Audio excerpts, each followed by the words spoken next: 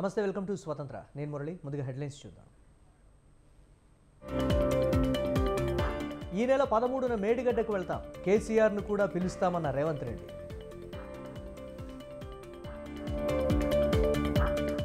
సాగునీటి ప్రాజెక్టులపై విచారణ జరిపిస్తాం, 6 గ్యారంటీలను అమలు చేస్తామన్న భట్టి.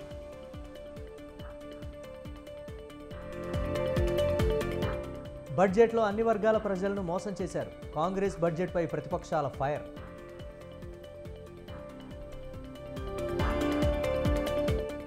ప్రత్యేక హోదా కోసం ఎందుకు పోరాడటం లేదు, ఏపీ ఎంపీలపై విరుచుకుపడిన షర్మిల.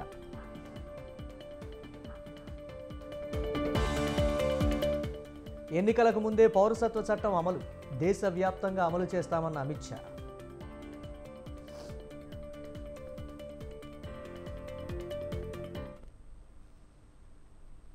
తెలంగాణ ప్రజల జీవితాల్లో గుణాత్మక మార్పులు తీసుకొస్తామని అన్నారు ఆర్థిక మంత్రి భట్టి విక్రమార్క. సమానత్వమే తమ ప్రభుత్వ లక్ష్యమని చెప్పారు ఆయన. గత ప్రభుత్వ వైఫల్యాలను ఎత్తిచూపుతూ ఇవాళ అసెంబ్లీలో మంత్రి Bhatti vote on account budget ప్రవేశపెట్టారు. కాంట్రాక్టర్ల కోసం ప్రాజెక్టులు నిర్మించే విధానం రాష్ట్రానికి శాపంగా మారిందని మండిపడ్డారు మంత్రి భట్టి విక్రమార్క. ప్రాజెక్టుల్లో జరిగిన అవినీతిపై విచారణ జరిపిస్తామని స్పష్టం చేశారు. ప్రాజెక్టుల పేరుతో లక్షల కోట్లు ఖర్చు చేశారని, అవినీతి ఎంతో తేల్చాల్సి ఉందన్నారు. సూచనలు పట్టించుకోకుండా, మేధావుల సలహాలు పాటించకుండా, కేవలం మనకు తెలిసిందే వేదం అన్న రీతిలో గత ప్రభుత్వం వ్యవహరించిందనటంలో సందేహం లేదు. ఏదైనా రాష్ట్రం నీటిపారుదల రంగంపై విశేష శ్రద్ధ చూపిస్తే అద్భుతాలు సాధించడానికి 10 ఏళ్ల కాలం సరిపోతుంది. అయితే ఈ దశాబ్ద కాలంలో అనుసరించిన ఒంటెద్దు పోకడ సాగునీటి రంగాన్ని, ఆర్థిక రంగాన్ని అతలాకుతలం చేసింది. కాంట్రాక్టుల కోసం ప్రాజెక్టులు నిర్మించే విధానం తెలంగాణకు శాపంగా మారింది. లక్షల కోట్ల రూపాయల ఖర్చులో అవినీతి ఎంతో తేల్చాల్సిన బాధ్యత మాపై పడింది. అందుకే కాళేశ్వరం ప్రాజెక్టులోని మేడిగడ్డ, అన్నారం, సుందిళ్ల బ్యారేజీల నిర్మాణంలో జరిగిన నాణ్యతా లోపం, అవినీతి కార్యక్రమాలు, అనాలోచిత విధానాలు, అవకతవకలపై విచారణ జరిపిస్తామని మేము ప్రజలకి మాటిచ్చాం. ఆ మాట నిలబెట్టుకునే దిశగా కార్యాచరణ ఉంటుంది.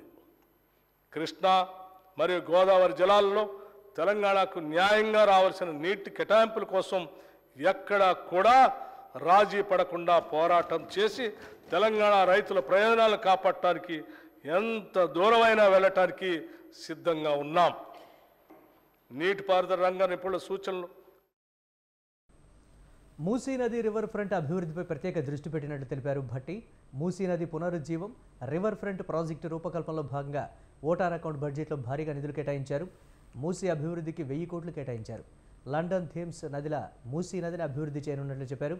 పాదచారుల జోన్లు, చిల్డ్రన్స్ థీమ్స్ పార్కులు, ఎంటర్టైన్మెంట్ జోన్లు ఏర్పాటు చేయనున్నట్లు తెలిపారు. పర్యావరణ పద్ధతిలో మూసీ నదిని అభివృద్ధి చేస్తామని భట్టి తెలిపారు. Musi river front development project ద్వారా ఈ కార్యక్రమం చేపడతాం. దీనిలో భాగంగా పాదచారుల జోన్లు, పీపుల్స్ ప్లాజాలు, పాత నగరంలోని హెరిటేజ్ జోన్లు, హాకర్ జోన్లు, చిల్డ్రన్స్ థీమ్ పార్కులు, ఎంటర్టైన్మెంట్ జోన్లు అభివృద్ధి చేస్తాం. మూసీ నదిని, నదీ తీరాన్ని ఒక పర్యావరణ హిత పద్ధతిలో సమగ్ర ప్రణాళికతో అద్భుతంగా తీర్చిదిద్దుతాం. మన సాంస్కృతిక కట్టడాల పరిరక్షణ కూడా ఈ పథకంలో భాగంగా అమలు చేస్తాం. దీనికి కావలసిన నిధుల్లో ఎక్కువ శాతం నది చుట్టూ ఉన్న భూముల్ని వాణిజ్య అవసరాలకు అనుగుణంగా మార్చి సమకూరుస్తాం. భవిష్యత్తులో ఈ project Charminar, Hitec City, Salar Jung museum మరియు ఇతర పర్యాటక స్థలాలతో సమానంగా పోటీ పడుతుందనటంలో ఎటువంటి సందేహం లేదు. హైదరాబాద్ మెడలో అందమైన హారంలాగా మూసీ నదిని తీర్చిదిద్దుతాం. దీనికోసం 1000 కోట్ల రూపాయలు ఈ బడ్జెట్లో. రైతు బంధు మంచి పథకమే అయినప్పటికీ సాగు చేయని వారికి కూడా పథకం వర్తింపజేయడం సరికాదని భట్టి అభిప్రాయపడ్డారు. రైతు బంధు నిబంధనలను సవరిస్తామని చెప్పారు. రైతు భరోసా కింద పంట పెట్టుబడి సాయం అందజేస్తామని తెలిపారు ఆయన. సందర్భంలో మేము రైతు బంధు పథకం గురించి ఒక విషయం ఈ గౌరవ సభ ముందు ఉంచదలుచుకున్నాం. రైతు బంధు యొక్క ముఖ్య ఉద్దేశం రైతుకు పెట్టుబడి సాయం అందించడమేనని గత ప్రభుత్వం ఈ పథకాన్ని ప్రారంభించింది. రైతుకు సాయం అందించడం అనేది ప్రశంసించదగిన విషయమే అయినా ఈ పథకం పేరుతో అసలు రైతుల కన్నా పెట్టుబడిదారులు మరియు అనర్హులే ఎక్కువ లాభం పొందారని చెప్పడానికి ఎంతో చింతిస్తున్నాం. సాగు చేయటానికి పనికిరాని కొండలు, గుట్టలు, ఆఖరికి రోడ్లు ఉన్న స్థలానికి కూడా రైతు బంధు సాయం ఇచ్చారు. పెట్టుబడిదారులు, బడా రియల్ ఎస్టేట్ కంపెనీలు కొనిపెట్టుకున్న వేలాది ఎకరాలకు కూడా రైతు బంధు సాయం అందింది. ఇది అక్రమం. ఇచ్చిన జీవోకి విరుద్ధంగా పథకాన్ని వర్తింపచేయటం అనేది గత ప్రభుత్వానికే సాధ్యమైంది. జరిగిన ఈ అక్రమాల కారణంగా మేము రైతు బంధు నిబంధనలను పునఃసమీక్ష చేసి నిజమైన అర్హులకి రైతు భరోసా కింద ఎకరానికి 15,000 రూపాయలు అందించేందుకు కృతనిశ్చయంతో ఉన్నాం. రెవెన్యూ వ్యవస్థ ప్రక్షాళనకు సత్వర చర్యలు తీసుకున్నామన్నారు ఆర్థిక మంత్రి భట్టి. ధరణి పోర్టల్పై అధ్యయనం చేయడానికి 5 సభ్యులతో కూడిన కమిటీ ఏర్పాటు చేశామని తెలిపారు ఆయన. ధరణికి కొంతమందికి భరణంగా, మరికొంతమందికి ఆభరణంగా, చాలామందికి భారంగా మారిందని తెలిపారు. గత ప్రభుత్వ తప్పులతో ఎంతోమంది సొంత భూమిని కూడా అమ్ముకోలేకపోయారని భట్టి చెప్పారు. ఎంతో హడావుడిగా ఎలాంటి అధ్యయనం చేయకుండా తీసుకొచ్చిన ధరణి పోర్టల్ కారణంగా ప్రజలు ఎన్నో సమస్యలు ఎదుర్కొన్నారు. ధరణి కొంతమందికి భరణంగా, మరికొంతమందికి ఆభరణంగా, చాలామందికి భారంగా మారింది. గత ప్రభుత్వం చేసిన తప్పులతో ఎంతోమంది తమ అవసరాల కోసం సొంత భూమిని కూడా అమ్ముకోలేకపోయారు. పిల్లల పెళ్ళిళ్ళకి, చదువులకి, ఇతర అవసరాలు తీర్చుకోలేక తీవ్ర ఆవేదన చెందారు. ఇదంతా లోపభూయిష్టమైన ధరణి పోర్టల్ కారణంగానే జరిగింది. ఇప్పుడు మా ప్రభుత్వం ఏర్పడిన తర్వాత రికార్డులు పరిశీలించిన మీదట ఇది నిజమేనని తేలింది. అందుకే ఈ సమస్యను పరిష్కరించేందుకు మా ప్రభుత్వం అత్యధిక ప్రాధాన్యతనిచ్చింది. ఇచ్చిన హామీ మేరకు రెవెన్యూ వ్యవస్థను ప్రక్షాళన చేసేందుకు సత్వర చర్యలు తీసుకున్నాం. ధరణి పోర్టల్ అమలు కారణంగా వచ్చిన సమస్యలను అధ్యయనం చేయడానికి 5 సభ్యులతో ఒక కమిటీ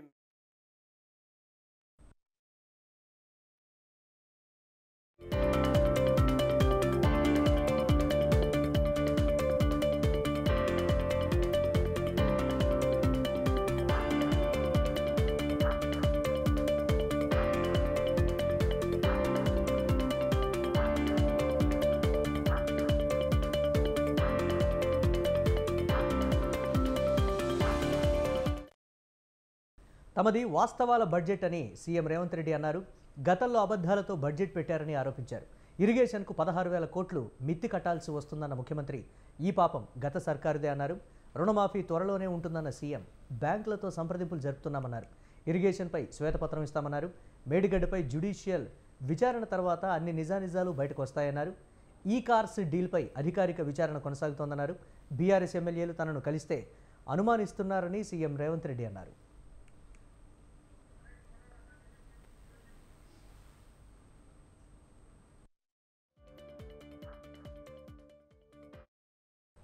ఇదే అంశానికి సంబంధించి మరిన్ని అప్డేట్స్ మా కరెస్పాండెంట్, మా బ్యూరో చీఫ్ నరేష్ అందిస్తారు. నరేష్. మురళి, సీఎం రేవంత్ రెడ్డి ఈరోజు మీడియాతో చర్చ చేశారు. మొత్తం ప్రభుత్వ విధానాలపై క్లారిటీ ఇచ్చారు. బడ్జెట్ ఈరోజు తెలంగాణ అసెంబ్లీలో కాంగ్రెస్ ప్రభుత్వం కొత్త బడ్జెట్ ప్రవేశపెట్టింది. అయితే బడ్జెట్ భారీ స్థాయిలో లేకపోవడం వల్ల విపక్షాలు పెనువిచ్చాయి. ఎందుకంటే ఎన్నికల ముందు కాంగ్రెస్ పార్టీ అన్ని వర్గాలను ఆకట్టుకునే విధంగా 6 హామీలను ఇచ్చింది. ఆ 6 గ్యారంటీలకు సంబంధించి బడ్జెట్ కేటాయింపులు లేవు కాబట్టి ఈ ప్రభుత్వము ఈ 6 గ్యారంటీలను అమలు చేసే పరిస్థితులు లేదు అని చెప్పి విపక్షాలు విమర్శించాయి. అయితే దానికి రేవంత్ రెడ్డి క్లారిటీ ఇచ్చాడు. ఎందుకంటే గత ప్రభుత్వము అంకెల గారడీకి తెరలేపేది, అనవిగాని విధంగా బడ్జెట్ ప్రతిపాదనలు చేసేది. అంతిమంగా బడ్జెట్ లో దాదాపు ఆ బడ్జెట్ కేటాయింపులు చేయలేక, రెవెన్యూ సమకూర్చుకోలేక 30% ఆ బడ్జెట్ లో కోతలు విధించేది. కానీ మా ప్రభుత్వం కోతల ప్రభుత్వం కాదు, వాస్తవానికి అనుగుణంగానే, వాస్తవాలకు అద్దం పట్టే విధంగానే మా బడ్జెట్ ఉంటుంది. కాబట్టి మేము వాస్తవాలతో కూడిన బడ్జెట్ ను రూపొందించాము. దానికి విపక్షాలు విరవడం సరికాదు అని చెప్పాడు. ఈ బడ్జెట్ లోనే అంటే 2,75,000 కోట్ల బడ్జెట్ లోనే ప్రజలకు ఇచ్చిన హామీలన్నింటినీ అమలు చేస్తామని చెప్పి స్పష్టం చేశారు. దాంతో పాటు కాళేశ్వరము తో పాటు ఇతరత్ర శాఖల్లో పెద్ద ఎత్తున గతంలో అవినీతి జరిగింది. ఆ అవినీతి మీద మేము విజిలెన్స్ విచారణ జరిపిస్తా ఉన్నాము. విజిలెన్స్ విచారణలో వచ్చే ఫలితాల ఆధారంగా కావాలంటే జ్యుడిషియల్ ఎంక్వైరీ కూడా వేస్తామని చెప్పి కూడా సీఎం రేవంత్ రెడ్డి హామీ ఇచ్చారు. మరీ ముఖ్యంగా మరొక కీలకమైన అంశం ఏంటంటే సెక్రటేరియట్ నిర్మాణంలో కూడా భారీ అక్రమాలు జరిగాయి, నాసిరకంగా పనులున్నాయి. గత 2 నెలలుగా సెక్రటేరియట్ నుంచి మేము పాలిస్తున్న సందర్భంగా మాకు లోపాలు ఇవన్నీ బయటపడ్డాయి. కాబట్టి ఆ సెక్రటేరియట్ నిర్మాణానికి సంబంధించి కూడా విజిలెన్స్ విచారణ చేస్తాము అని చెప్పి రేవంత్ రెడ్డి స్పష్టం చేశారు. ఇక రుణమాఫీకి సంబంధించి బడ్జెట్ లో కేటాయింపులు చేయలేదు, మరి రుణమాఫీ చేస్తారా లేదా అని చెప్పి విపక్షాలు అడిగిన ప్రశ్నకు Revanth Reddy media chit chat లో క్లారిటీ ఇచ్చారు. రుణమాఫీకి సంబంధించి బ్యాంకర్లతో ఆల్రెడీ ప్రభుత్వం చర్చలు జరుపుతుంది. 1-2 రోజుల్లో రుణమాఫీపై ప్రభుత్వం విధానపరమైన నిర్ణయాన్ని ప్రకటిస్తుందని కూడా ఆయన స్పష్టం చేశారు. ఇక అదే సమయంలో ఈ కాళేశ్వరం ప్రాజెక్టుకు సంబంధించి మేడిగడ్డ ప్రాంతంలో 2 బ్యారేజీలు కుంగిపోయాయి. దానికి సంబంధించి మేము అందరూ టూర్ కు తీసుకెళ్తున్నాము, కావాలంటే బీఆర్ఎస్ వాళ్ళని కూడా ఆహ్వానించాం, కానీ బీఆర్ఎస్ వాళ్ళు సానుకూలంగా లేరు. ఒకవేళ బీఆర్ఎస్ కేసీఆర్ కానీ లేకపోతే బీఆర్ఎస్ ఎమ్మెల్యేలు కానీ ఏ తేదీన మేడిగడ్డకు వస్తానంటే అదే తేదీన టూర్ అరేంజ్ చేస్తాను అని చెప్పి కూడా రేవంత్ రెడ్డి స్పష్టం చేశారు. ఈ రకంగా అన్ని విషయాల మీద రేవంత్ రెడ్డి స్పష్టతనిచ్చారు. అదే సమయంలో ఈ ప్రభుత్వం ఎవరి మీద కూడా కక్ష సాధింపు చర్యలకు దిగట్లేదు. అధికారుల స్థాయిలోనే, విజిలెన్స్ స్థాయిలోనే అక్రమాలు బయటపడుతున్నాయి. కాబట్టి ఆ అక్రమాలపై న్యాయపరంగానే మేము ముందుకు వెళ్తాం తప్ప రాజకీయపరమైన కక్షలే లేవు అని చెప్పి కూడా స్పష్టం చేశారు. దాంతో పాటు కొంతమంది బీఆర్ఎస్ ఎమ్మెల్యేలు తమ నియోజకవర్గాల్లో అభివృద్ధి కోసము తనను కలవటం పట్ల ఎవరికి కూడా అభ్యంతరాలు ఉండాల్సిన అవసరం లేదు అని చెప్పి కూడా రేవంత్ రెడ్డి స్పష్టత ఇచ్చారు. ఈ రకంగా అన్ని విషయాల మీద రేవంత్ రెడ్డి స్పష్టత ఇచ్చారు. దాంతో పాటు ఇంతకుముందు మనం చెప్పుకున్నట్టుగా సెక్రటరియట్ నిర్మాణము, అంబేద్కర్ విగ్రహము, అమరజ్యోతి నిర్మాణాలపై కూడా ఖచ్చితంగా విచారణ చేపిస్తాము. అవి నాసిరకంగా పనులు జరిగాయి, 100 కోట్ల రూపాయలను పక్కదారి పట్టించారు కాబట్టి వాటి మీద కూడా విచారణ చేపిస్తామని చెప్పి కూడా స్పష్టం చేశారు. దాంతో పాటు కొత్త రేషన్ కార్డులు లేని వారు ఎవరు కూడా ఆందోళన చెందాల్సిన అవసరం లేదు. కొత్త రేషన్ కార్డులు అమలు మంజూరు అనేది నిరంతర ప్రక్రియ కాబట్టి ఎవరికి తెల్ల రేషన్ కార్డు లేకున్నా కూడా మీ సేవా కేంద్రాల్లో తెల్ల రేషన్ కార్డుల కోసం దరఖాస్తు చేసుకోవచ్చు. దాంతో పాటు ప్రధానంగా ప్రజలు తెల్ల రేషన్ కార్డులు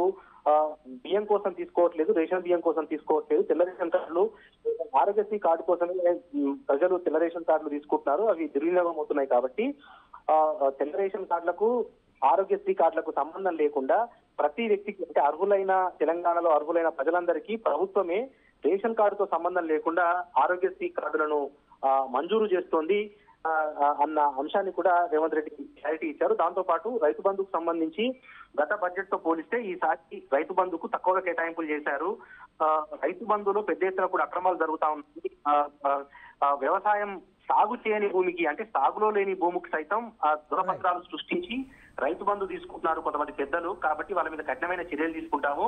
రైతు బంధు పేరుతో జరుగుతున్న దుమారాలను అరికట్టడం ద్వారా ఆ కౌలు రైతులకు కూడా మేము రైతు పెట్టుబడి సహాయం అందజేస్తామని చెప్పి కూడా రేవంత్ రెడ్డి స్పష్టం చేశారు. ముఖ్యంగా అన్ని అంశాలపై ప్రభుత్వం తరఫున సీఎం రేవంత్ రెడ్డి ఒక రకమైన స్పష్టతనైతే ఇచ్చారు అని చెప్పాలి. Murali, right, thanks for updates Naresh.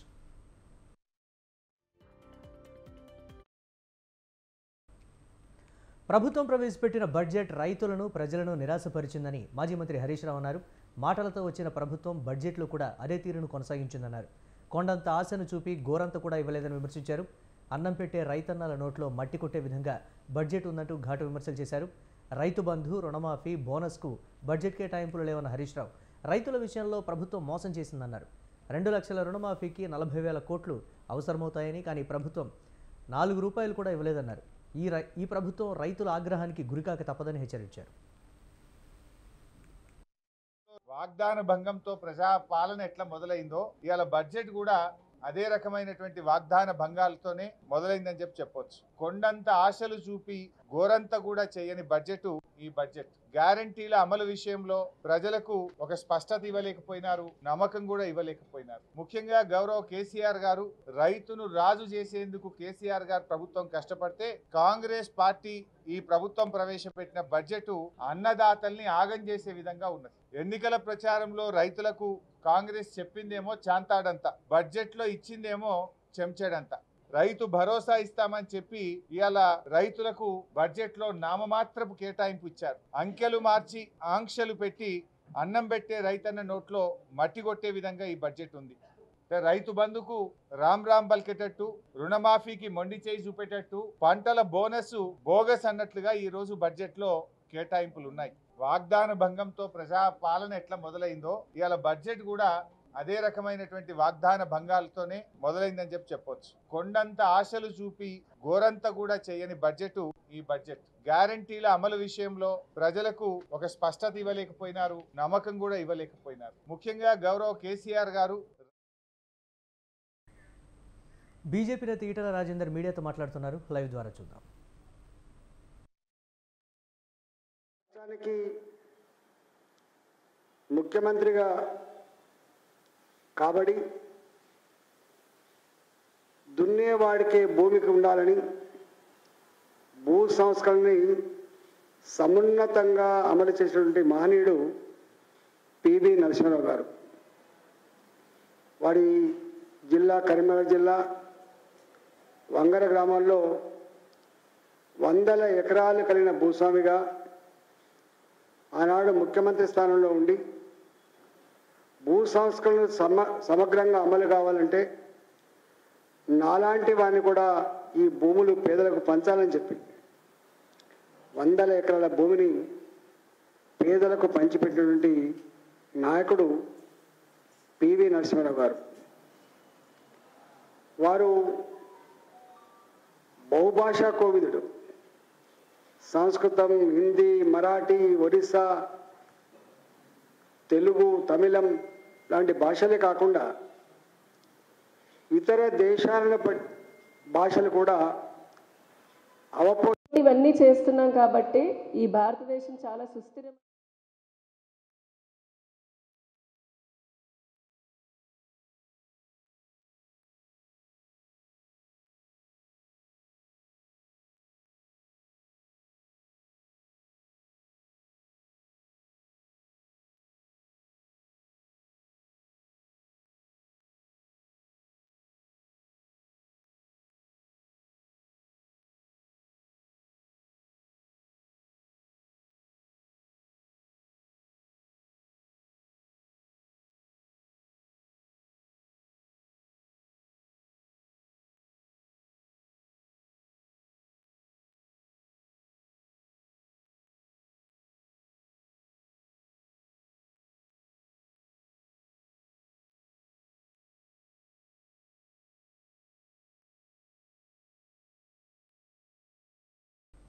రాష్ట్ర ప్రభుత్వం ప్రవేశపెట్టిన ఓటాన్ అకౌంట్ బడ్జెట్ రాజకీయ ప్రసంగంలా సాగిందని బీజేపీ ఎమ్మెల్యే ఏలేటి మహేశ్వరరెడ్డి అన్నారు. ప్రజల్ని మభ్యపెట్టేందుకు ప్రభుత్వం ప్రయత్నించిందన్నారు. రైతులు, నిరుద్యోగులకు బడ్జెట్లో మొండి చేయి చూపించారని విమర్శించారు. అన్ని వర్గాల ప్రజలను నిరాశలో ముంచిందన్నారు. అసెంబ్లీలో అంకెల గారడీ చూపించారని విమర్శించారు. ప్రవేశపెట్టినటువంటి ఓటాన్ అకౌంట్ బడ్జెట్ ఒక రాజకీయ ప్రసంగం లాగా కేవలం ప్రజల్ని మభ్యపెట్టేటువంటి ప్రసంగంగా కనబడతా ఉంటుంది. రేపు పార్లమెంట్ ఎన్నికలను దృష్టిలో పెట్టుకొని ఒక రాజకీయ ప్రసంగం చేసినట్టుగా ఈ రోజు ఉప ముఖ్యమంత్రి గారు అసెంబ్లీలో మాట్లాడడం జరిగింది. రైతులు కానీ నిరుద్యోగులకు మొండి చేయి ఇచ్చినటువంటి కాంగ్రెస్ బడ్జెట్ ఇది ముమ్మాటికి హామీలను ఎగవేత చేయడానికి మాత్రమే ప్రవేశపెట్టినటువంటి బడ్జెట్గా మేము భావిస్తా ఉన్నాం. కాంగ్రెస్ బడ్జెట్ అన్ని వర్గాలను పూర్తిగా నిరాశను ముంచిందని చెప్పేసి, అన్ని వర్గాల ప్రజానీకాన్ని నిరాశ నిస్పృహలతో ముంచిందని చెప్పేసి మేము తెలియజేస్తా ఉన్నాం. అంతేకాకుండా కేసీఆర్ పాలనలో చేసినటువంటి అంశాలను, కేసీఆర్ పాలనలో జరిగిన అవినీతిని ఎండగట్టే ప్రసంగంలా ఉంది తప్ప మీరు ఏం చేయాలనుకుంటున్నారో స్పష్టంగా చెప్పలేకపోయినారన్న సంగతి నేను తెలియజేస్తా ఉన్నాను. కేవలం అంకెల గారడిలో ఏ ఒక్కటి కూడా పొంతన లేని విధంగా, ఏ ఒక్కటి కూడా సమతుల్యం లేని విధంగా మీరు ఈరోజు బడ్జెట్లో చదివినటువంటి ప్రసంగంలో కనబడతా ఉన్నది. రాష్ట్ర ప్రభుత్వం కాంగ్రెస్ ప్రభుత్వం వాస్తవ పరిస్థితుల ఆధారంగా బడ్జెట్ను రూపొందించిందని సిపిఐ రాష్ట్ర కార్యదర్శి ఎమ్మెల్యే కోనమనేని సాంబశివరావు అన్నారు. గత ప్రభుత్వం ఎక్కువ నిధులు చూపించి ప్రజలను ఆకట్టుకునే ప్రయత్నం చేస్తుందన్నారు. ఆచరణలో మాత్రం చెప్పిన మొత్తాన్ని ఖర్చు చేయలేదన్నారు. కానీ కాంగ్రెస్ ప్రభుత్వం ఇచ్చిన హామీల అమలుకు అవసరమైన మొత్తాన్ని బడ్జెట్లో కేటాయించిందన్నారు. బాగా ఎక్కువగా నిధులు కేటాయింపులు చేసి బాగా ప్రజల్ని ఆకట్టుకునే విధంగా అన్ని పద్ధతుల్లో పెంచి చూపెట్టింది. ఆచరణలోకి వచ్చేసరికి 66,000 కోట్లు ఖర్చు తక్కువైంది, అంటే కేటాయింపులు జరగలేదు.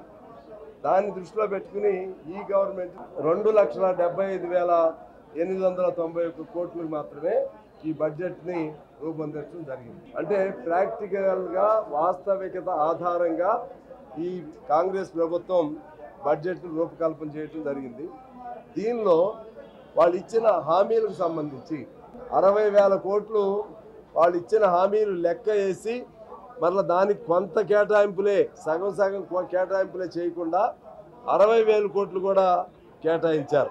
ఎవరైనా బడ్జెట్ తయారు చేసేటప్పుడు సంక్లిష్టంగానే ఉంటుంది. టీఆర్ఎస్కైనా అదే సంక్లిష్టత, వీళ్ళకైనా అదే సంక్లిష్టత. కానీ ప్రాక్టికల్గా విజయవంతం అవడం కోసం వాస్తవాల ఆధారంగా రూపొంది. మాజీ సీఎం కేసీఆర్ గుర్తులను చెరిపివేయాలన్న ఉద్దేశంతో తెలంగాణ అస్తిత్వానికి సీఎం రేవంత్ ద్రోహం చేస్తున్నారని ఎమ్మెల్సీ దేశపతి శ్రీనివాస్ అన్నారు.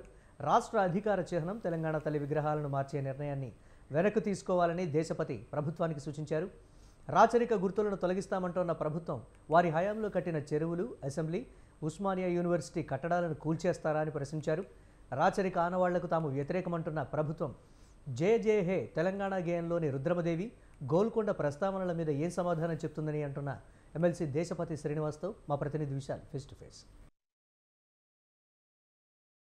రాష్ట్ర అధికారిక చిహ్నాన్ని మార్చాలని కాంగ్రెస్ ప్రభుత్వం నిర్ణయం తీసుకుంది. అందులో భాగంగానే ఈరోజు శాసన మండలిలో అదేవిధంగా శాసనసభలో ప్రవేశపెట్టిన బడ్జెట్ ప్రసంగంలో కూడా దాన్ని మార్చేందుకు కూడా ప్రతిపాదనలను ముందుంచింది.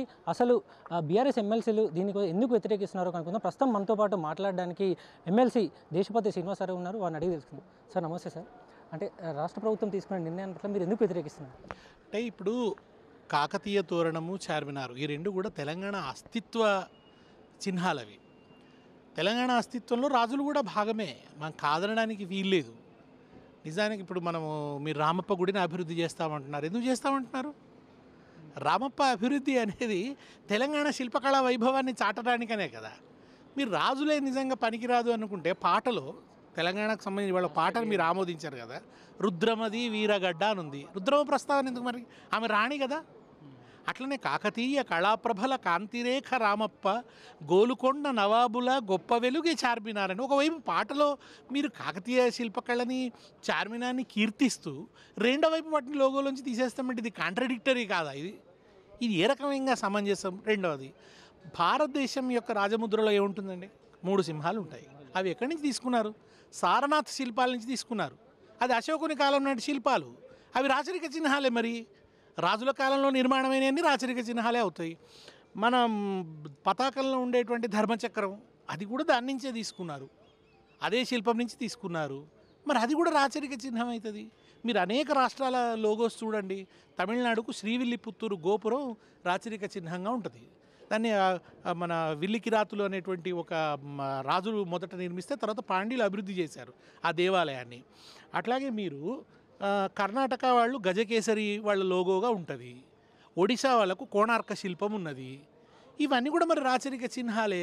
ప్రభుత్వం చెప్తుంది అంటే భారత రాజ్యాంగం స్ఫూర్తి, అదేవిధంగా తెలంగాణ సంస్కృతి ప్రతిబింబేలా చిహ్నాలను తీసుకొస్తామంటున్నారు. మంచిది. అంటే తెలంగాణ సంస్కృతికి కాకతీయ తోరణం ప్రతీక ఎందుకు కాకుండా పోతుంది? చార్మినార్ ఎందుకు కాకుండా పోతుంది?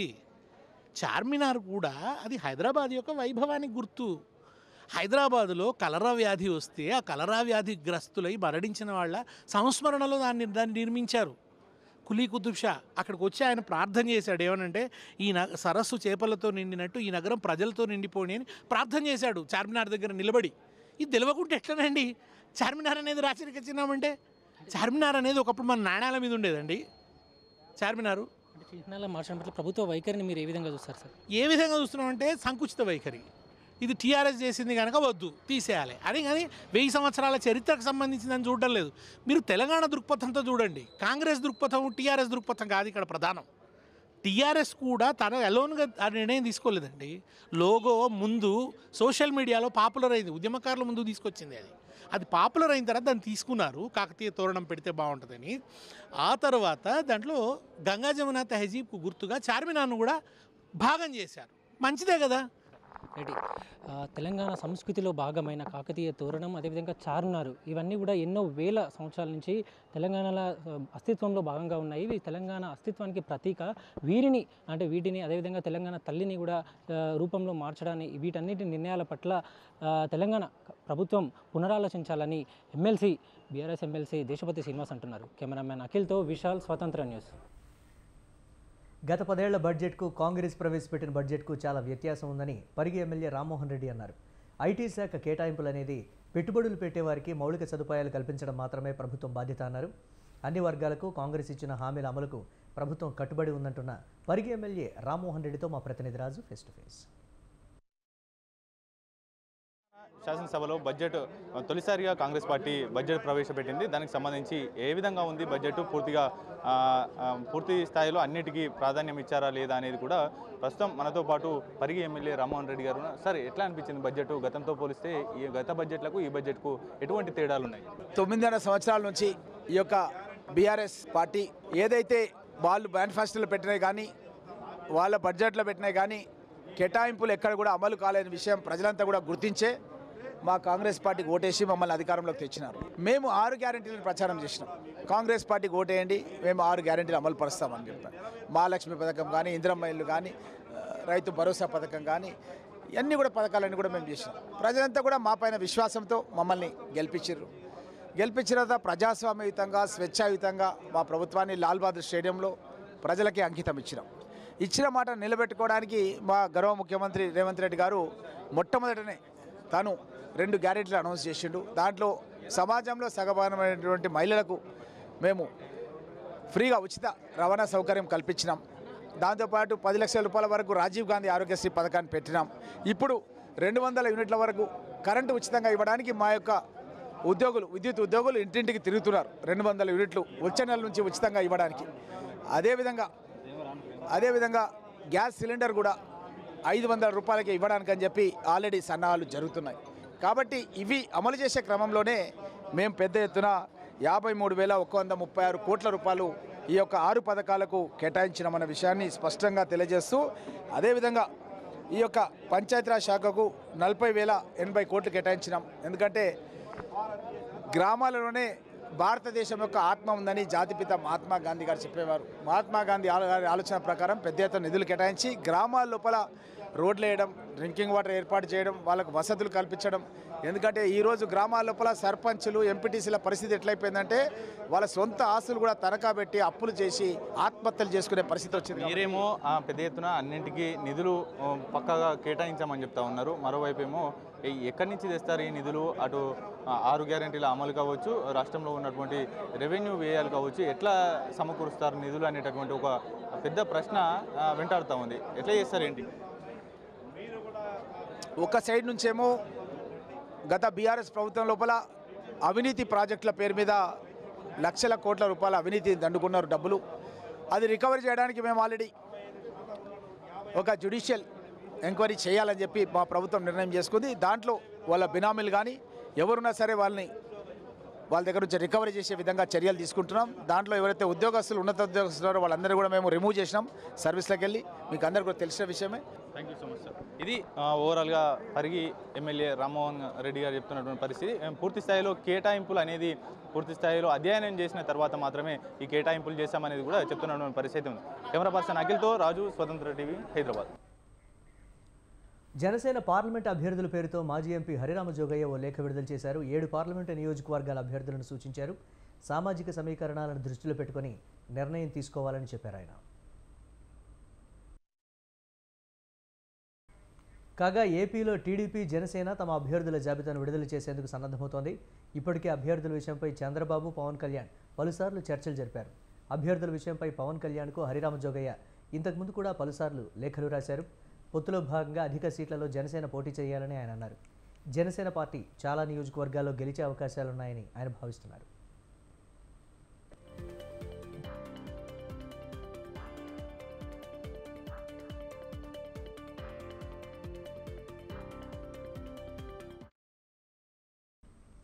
ప్రత్యేక హోదా తీసుకురాకుండా గత 5 ఏళ్లలో ఎంపీలు ఏం చేశారని ప్రశ్నించారు ఏపీసీసీ చీఫ్ వైఎస్ షర్మిల.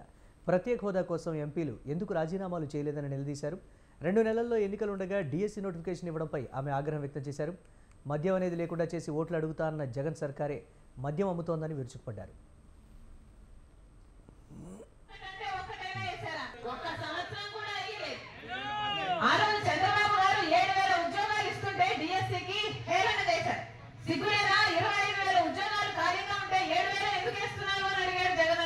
మరి ఈ రోజు 30,000 ఉద్యోగాలు ఖాళీగా ఉంటే మీరు మెగా డిఎస్సి 25,000 ఉద్యోగాలు ఇస్తాము అని మీరే మాట చెప్పాక వాగ్దానం చేశాక కుంభకర్ణులా మీరు ప్రజల గురించి ఎప్పుడు ఆలోచన చేశారు? మీరా రాజశేఖర రెడ్డి గారి ఆశయాలను నిలబెట్టింది. రాజశేఖర రెడ్డి గారు మాట తప్పని మడమ తిప్పని నాయకుడు. మీరు మద్యపాన నిషేధం అని చెప్పలేదా? మరి మద్యపాన నిషేధం ఎందుకు చేయలేదు? ఏం చెప్పాడు జగనన్న గారు? మద్యం అనేది లేకుండా చేస్తాను అన్నాడు. మద్యం అనేది లేకుండా చేశాక ఆ తర్వాత వచ్చి మిమ్మల్ని ఓట్లు అడుగుతాను అన్నాడు. గుర్తుందమ్మా? గుర్తుందా? నాకు మద్యపాన నిషేధము నేను మేనిఫెస్టోలో పెడుతున్నాను. నాకు మేనిఫెస్టో అంటే బైబిల్, ఖురాను, భగవద్గీతతో సమానం అని చెప్పాడే. మరి ఏమైంది? మాట తప్పని మడమ తిప్పని. శ్రీ సత్యసాయి జిల్లా గోరంట్ల మండలం పాలసముద్రం గ్రామంలో ఆత్మీయ పలకరింపు కార్యక్రమంలో మంత్రి ఉషాశ్రీ చరణ్ భర్తను గ్రామస్తులు అడ్డుకున్నారు. 5 సంవత్సరాల నుండి ఇంటి పట్టాల కోసం పోరాడుతున్నా పట్టించుకోలేదని ఆగ్రహం వ్యక్తం చేశారు. జగన్ను నమ్మి ఓటేస్తే తమకు ఏం న్యాయం చేశారని ప్రశ్నించారు. ప్రజా సంఘాల ఆధ్వర్యంలో గుడిసెలు వేసుకున్నామని నిరుపేదలను గుర్తించి పట్టాలు మంజూరు చేయాలని డిమాండ్ చేశారు. కొద్దిసేపు పాలసముద్రంలో ఉద్రిక్త వాతావరణం నెలకొంది.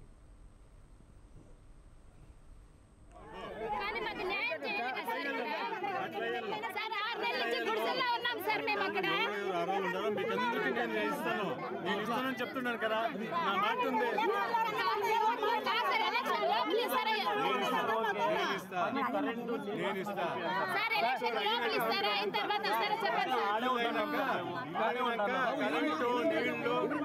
ఆమెకి వచ్చేది నీళ్లు కరెంట్ వచ్చేసి ఇల్లు వచ్చేది ఇల్లు వచ్చినాక వస్తాయి. 100 కుటుంబాలు ఉన్నమాట.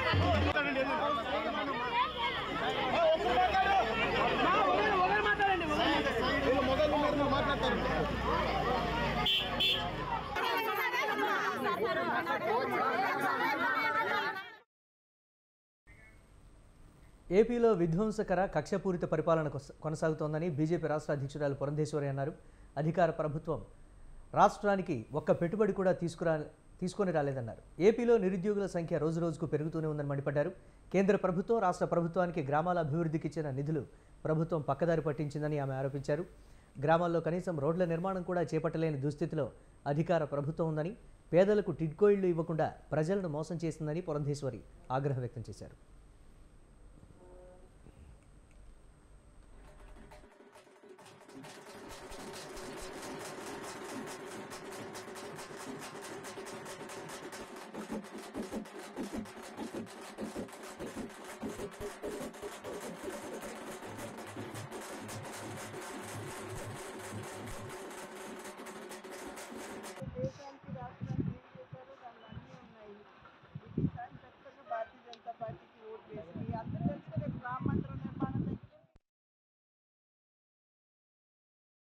రాష్ట్రంలో ఉన్నటువంటి రోడ్ల పరిస్థితి చూసినట్లయితే కేంద్ర ప్రభుత్వం వేసినటువంటి రోడ్లే సవ్యంగా బ్రహ్మాండంగా ఉన్నాయి. కానీ రాష్ట్ర ప్రభుత్వం ప్రత్యేకించి గ్రామీణ ప్రాంతాల్లో అయితే గ్రామీణాభివృద్ధికి ఇచ్చినటువంటి వనరుల్ని సైతం రాష్ట్ర ప్రభుత్వం పక్కదోవ పట్టించి గ్రామీణాభివృద్ధికి తిలోదకాలు ఇచ్చి కనీసం రోడ్లు కూడా సరిగ్గా వేయలేనటువంటి దుస్థితిలో ఇవాళ రాష్ట్రం ఉన్నది అనేటువంటి విషయం ప్రజలందరూ కూడా గమనిస్తున్నారు అని చెప్పి నేను భావిస్తున్నాను. అదే విధంగా మచిలీపట్నం నుండి మరి మచిలీపట్నం పోర్ట్ వరకు 25 కిలోమీటర్ల సింగిల్ లైన్ ఏదైతే ఉందో దానికి కూడా ఇవాళ కేంద్ర ప్రభుత్వం మంజూరు చేయడం జరిగింది. మరి ఇళ్లకు సంబంధించి అయితే టిడ్కో ఇళ్లు ఇవాళ ఈ ప్రాంతంలో 1,00,000 పైచీలకు టిడ్కో ఇళ్లు ఇచ్చినా కూడా దేన్ని కూడా సవ్యంగా దాన్ని కంప్లీట్ చేయకుండా మరి లబ్ధిదారులకి సరిగ్గా ఇవ్వకుండా ఏ విధంగా రాష్ట్రంలో ఉన్నటువంటి పేదల్ని మోసం చేస్తున్నారో మనందరికీ తెలుసు. ఇవాళ రాష్ట్రంలో ఉన్నటువంటి రోడ్ల పరిస్థితి చూసినట్లయితే నంద్యాల జిల్లా డోన్లో ఫ్లెక్సీ వివాదం తలెత్తింది. బాబు షూరిటీ భవిష్యత్తు గ్యారంటీ ఫ్లెక్సీలను గుర్తు తెలియని వ్యక్తులు చించివేయడం వివాదానికి కారణమైంది. ఫ్లెక్సీలు చింపిన వారిపై చర్యలు తీసుకోవాలని డోన్ ఎమ్మెల్యే మన్నే సుబ్బారెడ్డి సీఐకి కంప్లైంట్ చేశారు. ఫ్లెక్సీలు తొలగించినంత మాత్రాన ప్రజల నుంచి తనను దూరం చేయలేరని ఎమ్మెల్యే అన్నారు. ఇలాంటి తప్పుడు పనులకు పాల్పడిన వారు తగిన మూల్యం చెల్లించక తప్పదని హెచ్చరించారు.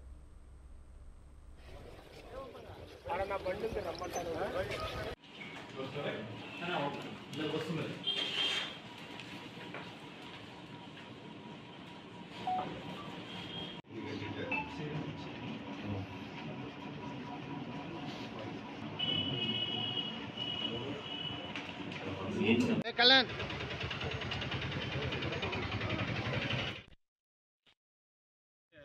వాస్తవంగా ఈ టౌన్లో అంతటా కూడా కెమెరాలు ఉండడం జరిగింది. పోలీసు అధికారులు అనుకుంటే ఖచ్చితంగా ఎటువంటి పరిస్థితుల్లో వాళ్ళని శిక్షించబడే విధంగా చేయగలుగుతారు. కానీ మేము ఎందుకు ఎవరు అనేది కూడా దాదాపుగా ఎవరు చేశారనేది కూడా మాకు తెలిసిన విషయమే. ఇప్పుడు ఈరోజు పోలీసు వారు ఏం చేస్తారో చేయరో కానీ భవిష్యత్తులో మాత్రం వీరికి తగిన మూల్యం చెల్లించుకోవాల్సిన అవసరం ఎవరైతే చేసినారో వారి గురించి మాకు ఐడియా ఉంది. తగిన మూల్యం చెల్లించుకోవాల్సిన అవసరం ఖచ్చితంగా ఉందని చెప్పి కూడా వారికి. రామాయపట్నం పోర్టు నిర్వాసితులు తమకు అందాల్సిన ఆర్ఆర్ ప్యాకేజీ కోసం ధర్నా చేస్తున్నారు. ప్రభుత్వం ఇచ్చిన హామీ మేరకు తమకు ఇవ్వాల్సినటువంటి పునరావాస ప్యాకేజీతో పాటు ఆర్ఆర్ ప్యాకేజీ, స్థానికులకు ఉద్యోగ అవకాశాల కల్పన వెంటనే చేపట్టాలని వారు డిమాండ్ చేస్తున్నారు. పోర్టు నిర్మాణం చేపట్టిన నాటి నుంచి తమ జీవనాధారమైన వేటను కూడా కోల్పోయామని ఆవేదన వ్యక్తం చేస్తున్నారు. తమకు అందించవలసినటువంటి కనీస అవసరాలను అందించే వరకు పోర్టు నిర్మాణానికి సహకరించేదే లేదంటున్నారు కర్లపాలెం గ్రామస్తులు. ఇదే అంశంపై మరింత సమాచారం మా ప్రతినిధి శ్రీనివాస్ అందిస్తారు. కోసం రామాయపట్నం పోర్టు నిర్వాసితులైన కర్లపాలెం గ్రామస్తులు చేపట్టినటువంటి ధర్నా 5వ రోజుకు చేరుకుంది. గత 5 రోజులుగా కూడా ఇక్కడే వంట వార్పు చేసుకుంటూ తమకు రావాల్సినటువంటి ఆర్ఆర్ ప్యాకేజీని ప్రభుత్వం వెంటనే ఇవ్వాలి అని డిమాండ్ చేస్తూ వారు ఇక్కడ ధర్నాను చేపట్టారు. ఇక్కడ మనం చూసినట్లయితే కర్లపాలెం గ్రామస్తులంతా కూడా ఇక్కడ ఒక దీక్షా శిబిరాన్ని ఏర్పాటు చేసి అందులో కూర్చొని ఉన్న పరిస్థితి ఉంది. వారికి కావాల్సినటువంటి ప్రధానమైనటువంటి డిమాండ్లు ఏంటి, ప్రభుత్వం వారికి ఇచ్చిన హామీలు ఎంత మేరకు నెరవేర్చింది అనేది వారిని అడిగి తెలుసుకుందాం. సార్ చెప్పండి, ఇక్కడ రామాయపట్నం పోర్టు నిర్మాణం అప్పుడు మీ అందరిని కూడా సంప్రదింపులు జరిపి మీకు ప్రభుత్వం కొన్ని హామీలు అయితే ఇవ్వడం జరిగింది. వాటిలో ఎంతవరకు ఇప్పటి వరకు ప్రభుత్వం హామీ చేసింది, మీరు ధర్నా చేపట్టడానికి ప్రధానమైనటువంటి కారణం ఏంటి? మాకు పోర్టు ఇక్కడికి మా కర్లపాలెం ఏరియాలో పోర్టు వస్తే మాకు దశ దిశ మారుద్దని అన్ని విధాలుగా మా పొలాలను తీసుకొని మాకు అన్ని విధాలుగా ఆశ పెట్టినారు. వాళ్ళు చెప్పిన ఏ కోరిక మాకు నెరవేర్చకపోగా ఆఖరికి రోడ్ల మీద తీసుకొచ్చే పరిస్థితి వచ్చింది. మేము గత 5 రోజుల నుంచి ఇక్కడ నిరసన తెలుపుకుంటున్నా కూడా ఏ అధికారి వచ్చి మాకు పూర్తిగా ఒక హామీ ఇచ్చిన దాఖలాలు లేవు. ఈ పోర్టు వల్ల అన్ని విధాలుగా నష్టపోయాము. అయితే పోర్టు నిర్మాణం అప్పుడు ప్రభుత్వ అధికారులందరూ కూడా మిమ్మల్ని సంప్రదించడం జరిగింది. అయితే మీరు ప్రభుత్వ అధికారులు ఇచ్చినటువంటి హామీలకు ఏ మేరకు నెరవేరాయి? అయితే గత 5 రోజులుగా ధర్నాలు చేస్తున్నారు. మిమ్మల్ని ఏ అధికారులు వచ్చి సంప్రదించారు? వారు ప్రస్తుతం చెప్తున్నటువంటి మాటలకి గతంలో ఉన్న వాటికి తేడాలేంటి? నా పేరు సాపల రమణయ్య, మన సాలిపేట సర్పంచి, గుడ్లూరు కర్లపాలెం మాది, గుడ్లూరు మండలం. ఈరోజు మేము ఇక్కడ 5 రోజుల నుంచి మేము నిరసన తెలుపుకుంటున్నాము. దీనికి కారణం ఏంటంటే 2001 నుంచి రామాయపట్నం పోర్టు అది శాంక్షన్ అయింది. అప్పుడు వాళ్ళందరూ వచ్చి మాకు మీ స్థలాలు ఇవ్వండి, మీకు చాలా బాగుంటుంది, మంచి జరుగుద్ది, మీరు చాలా గొప్ప వాళ్ళు అవుతారని చెప్పి మాయమాటలు చెప్పారు. ఆ మాటలు కూడా ఒక ఇంటికి 10 లక్షలు ఆ ప్యాకేజీ, తర్వాత 5 సెంట్ల స్థలము, తర్వాత ఉండా ఇంటికి డబుల్, అంటే ఇప్పుడు ఆ ఇంటికి ఎస్టిమేషన్ 10 లక్షలు వేసారనుకో ఇంకో 10 కలిపి 20 లక్షలకు ఇస్తున్నారు. కానీ ఈ రోజు అది ఏమి జరగలేదు. దాదాపు 2.5 సంవత్సరాల నుంచి మేము కనీసం తిరగకుండా తిరుగుతా ఉన్నాం వాళ్ళ చుట్టూరు. రోజు చెప్తా ఉన్నారు 2 రోజులు ఆగండాయా, పడిపోతే 3 రోజులు ఆగండాయా, కొంచెం అలాగండాయా, ఇదే విధంగా చెప్పడం జరిగింది. ఆ హామీలు ఇచ్చినప్పుడు వాళ్ళు ఎవరైతే ఉన్నారో అప్పుడు ఉన్న ప్రభుత్వం అధికారులు ఇప్పుడు వాళ్ళు లేరు. ఇప్పుడు అయితే అటు 4 మారిపోయారు, అప్పుడు ఎంఆర్ఓలు మారిపోయారు, తర్వాత కలెక్టర్లు కూడా 2-3 మారిపోయారు. ఇప్పుడు మేము వెళ్ళి ఎవరు అడిగినా కూడా అయ్యా అప్పుడు మీకు చెప్పింది ఎవరు మాకు తెలియదు కదా, ఇప్పుడు మేము ఏం చేయమంటాం అన్నట్టుగా వాళ్ళు ప్రభుత్వం మాకు ఈరోజు మాటలు చెప్తున్నారు.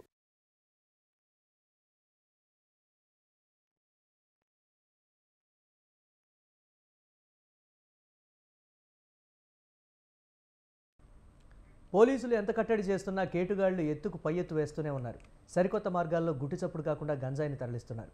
కారు డిక్కీల్లో, కారు టైర్లలో గంజాయిని రవాణా చేసే గ్యాంగులను చూసాం, కానీ కారు సిఎన్జి గ్యాస్ సిలిండర్లలో గంజాయి తరలించడాన్ని ఎక్కడైనా చూసామా? ఓ నయా గ్యాంగ్ ఈ నయా ప్రయత్నం చేసింది. పక్కా స్కెచ్తో రంగంలోకి దిగిన ఎస్ఓటి పోలీసులు ఈ ముఠా సభ్యులను అదుపులోకి తీసుకున్నారు.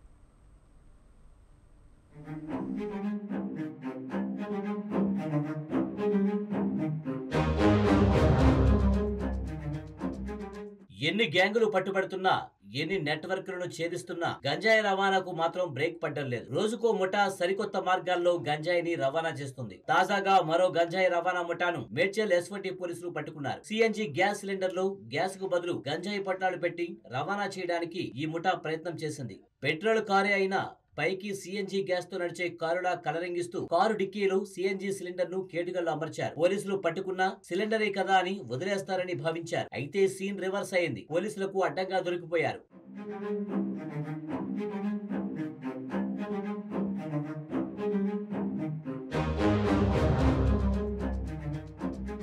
నిందితులు సిఎన్జి సిలిండర్లు 40 కిలోల గంజాయిని పొట్లాలుగా మార్చిపెట్టారు. కారు వెనక సీటు కింద మరో 25 కిలోల గంజాయిని పెట్టారు. ఆంధ్రప్రదేశ్ నుంచి హైదరాబాద్ మీదుగా ఆగ్రా తరలించేందుకు మోసగాళ్లు ప్రయత్నించి విఫలమయ్యారు. పట్టుబడ్డ గంజాయి విలువ 19,50,000 రూపాయలుగా ఉంటుందని మేడ్చల్ డీసీపీ తెలిపారు.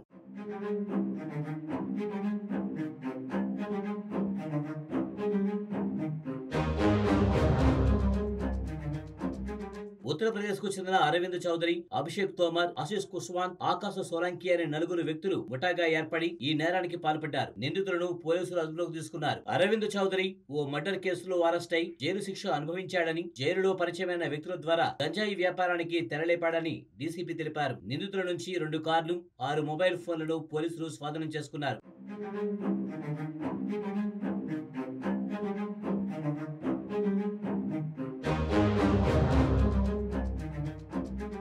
ఏపీలో ఎవరు ఈ గ్యాంగ్ కు డ్రగ్స్ అందిస్తున్నారు, హైదరాబాద్ లో పట్టుబడ్డ ఇతర గ్యాంగులతో లింకులు ఉన్నాయా అనే కోణంలో విచారణ సాగిస్తున్నామని డీసీపీ నిఖితా పంత్ తెలిపారు.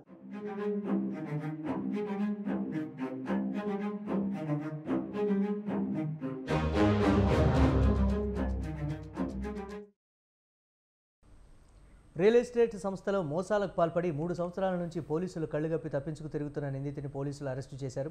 కొత్తూరు మండలం సిద్ధాపూర్ గ్రామంలో ఎంఎస్ఆర్ హౌసింగ్ అండ్ ప్రైవేట్ లిమిటెడ్కి సంబంధించిన ప్లాట్లను ఫోర్జరీ సంతకాలతో ఇతరులకు అమ్మిన కేసులో ఏటూగా ఉన్న నిందితుడు కళ్యాణ్ చక్రవర్తి 3 సంవత్సరాలుగా పోలీసులకు దొరకకుండా తప్పించుకు తిరుగుతున్నాడు.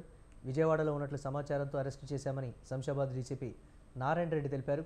హైదరాబాద్కు సమీపంలో ఉన్న షాద్నగర్ ప్రాంతంలో ప్లాట్స్ కొనుగోలు చేసేవారు ఖచ్చితంగా అన్ని డాక్యుమెంట్స్ చూసుకున్న తర్వాతనే కొనుగోలు చేయాలని సూచించారు.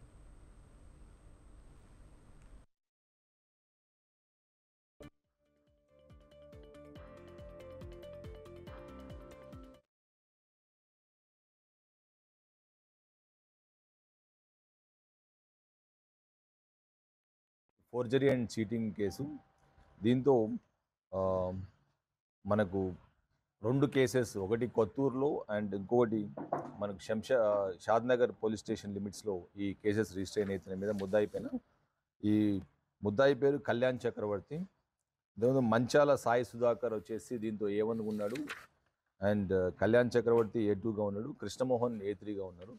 ఇతని మీద 2018లో ఒక కేసు రిజిస్టర్ అయింది. దీంతో మనం చూస్తే మేరీ Suvarnabhumi housing and resorts limited, దీని ఒక ఓనర్ మెయిన్గా మేనేజింగ్ డైరెక్టర్ కె రోజారాణి, తన కూతురు కావ్య అని చెప్పేసి వీళ్ళు రన్ చేస్తారు.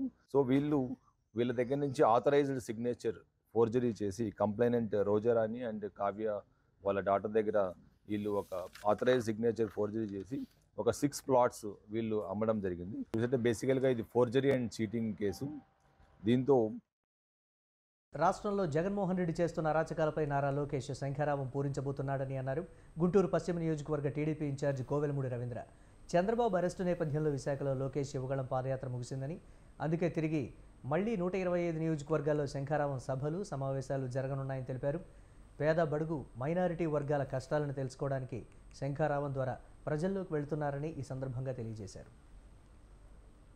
జగన్ రెడ్డి అరాచకాలపై లోకేష్ గారు పూరించిన నాదమే ఈ శంఖారావం. ఈ శంఖారావం ముఖ్య ఉద్దేశం ఏంటంటే జగన్ రెడ్డి అరాచకాలపై ఇంతకుముందు లోకేష్ గారు యువగలం అని చెప్పి ఒక పాదయాత్ర 220 రోజులు 3,130 కిలోమీటర్లు పాదయాత్ర చేయడం మనందరికి. ఉత్తరాంధ్రలో పాదయాత్ర ప్రారంభమయ్యే దశలో ఏం జరిగింది, చంద్రబాబు నాయుడు గారి అక్రమ అరెస్ట్ వలన ఆయన యొక్క పాదయాత్రని విశాఖపట్నం వరకే కొనసాగించి ఆపేటిన తర్వాత యువగలం విజయోత్సవ సభ కూడా చంద్రబాబు నాయుడు గారు పవన్ కళ్యాణ్ గారు ఆద్యంగా ఇప్పుడు 40-50 రోజుల్లో కొన్ని చోట్ల రోజుకు 2 లేదా 3 నియోజకవర్గాల్లో సుమారు మొన్న పాదయాత్ర ఏ నియోజకవర్గాల్లో జరగలేదు.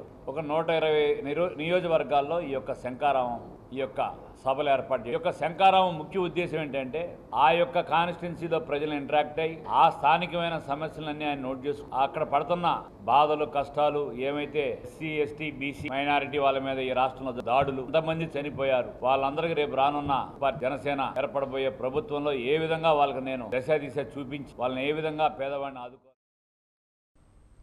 విద్యార్థులకు నాసిరకం ఆహారం పెడుతూ మల్లారెడ్డి కళాశాల యాజమాన్యం విద్యార్థుల ప్రాణాలతో చెలగాటమాడుతున్నారని ఎన్ఎస్యుఐ నాయకుడు రాఘవేందర్ రెడ్డి ఆరోపించారు. మల్లారెడ్డి యూనివర్సిటీలోని గర్ల్స్ హాస్టల్లో విద్యార్థులకు అందించే ఆహారంలో పురుగులు, కోడి ఈకలు వస్తున్నాయని గత 3 రోజుల నుండి విద్యార్థులు ఆందోళనలు చేస్తున్నారన్నారు. అయినప్పటికీ కళాశాల యాజమాన్యం పట్టించుకోవడం లేదని ఆగ్రహం వ్యక్తం చేశారు.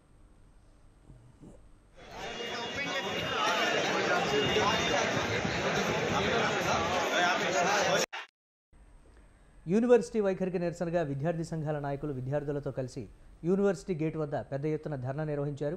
పోలీసులు కలగజేసుకుని మల్లారెడ్డి విద్యాసంస్థల చైర్మన్ మహేందర్ రెడ్డితో ఫోన్లో మాట్లాడి విద్యార్థుల సమస్యలపై సోమవారం చర్చించి సమస్యల పరిష్కారానికి చర్యలు తీసుకుంటామని హామీ ఇవ్వడంతో ధర్నా విరమించారు.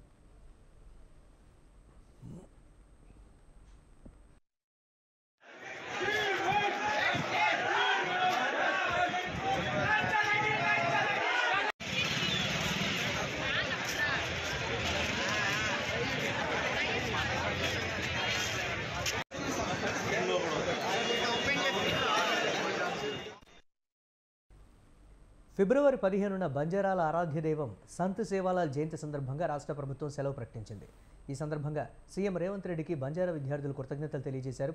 సెలవు ప్రకటించినందుకు ఉస్మానియా యూనివర్సిటీ ఆర్ట్స్ కళాశాల వద్ద సీఎం చిత్రపటానికి గిరిజన శక్తి ఆధ్వర్యంలో పాలాభిషేకం నిర్వహించారు.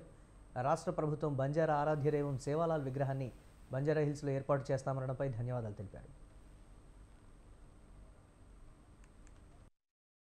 మంత్రివర్యులు కోమటిరెడ్డి వెంకటరెడ్డి గారు, అదేవిధంగా ఎమ్మెల్యేలు, ప్రభుత్వ విప్ డాక్టర్ రామచంద్ర నాయక్ గారు, బాలు నాయక్ గారు, అదేవిధంగా రామదాస్ నాయక్ గారు, డాక్టర్ మురళీ నాయక్ గారు, అదేవిధంగా మాజీ ఎమ్మెల్సీ రాముల నాయక్ గారు ఇవాళ అందరూ కూడా కలిసి నిన్న అసెంబ్లీలో ప్రెస్ మీట్ పెట్టి ఇవాళ ఫిబ్రవరి 15న బంజారాల ఆరాధ్య దైవం సద్గురు సేవాలాల్ మహారాజ్ గారి జయంతి సందర్భంగా ఆప్షనల్ హాలిడేని డిక్లేర్ చేస్తూ అనౌన్స్ చేయడం జరిగింది.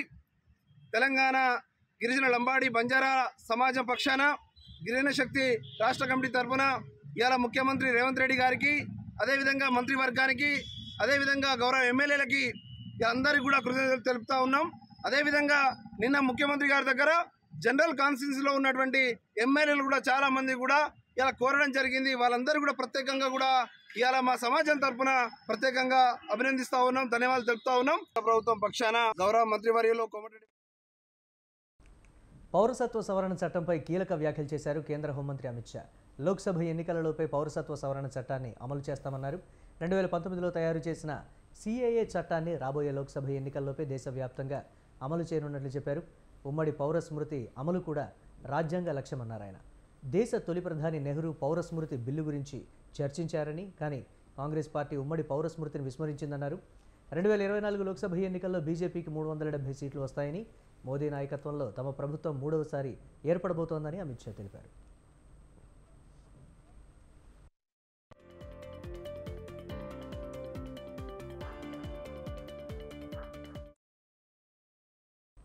అయోధ్య రామ మందిరంపై లోక్సభలో స్వల్పకాలిక చర్చ జరిగింది. ఈ చర్చలో కేంద్ర హోంశాఖ మంత్రి అమిత్ షా మాట్లాడారు. రామ మందిర ప్రారంభోత్సవం చరిత్రలో నిలిచిపోతోందన్నారు. రాముడు ఒక మతానికే చెందిన దేవుడు కాదని, ప్రజలు ఎలా జీవించాలో చేసి చూపించిన ఆదర్శ పురుషుడు రాముడని చెప్పారు. ప్రధాని మోదీ దేశవ్యాప్తంగా భక్తి ఉద్యమాన్ని నడిపించారని, కానీ ప్రాణప్రతిష్ఠ కార్యక్రమాన్ని రాజకీయం చేయలేదని అమిత్ షా తెలిపారు. రాముడు లేని భారతదేశాన్ని ఊహించుకునే వారికి దేశం గురించి పూర్తిగా తెలియదన్నారు.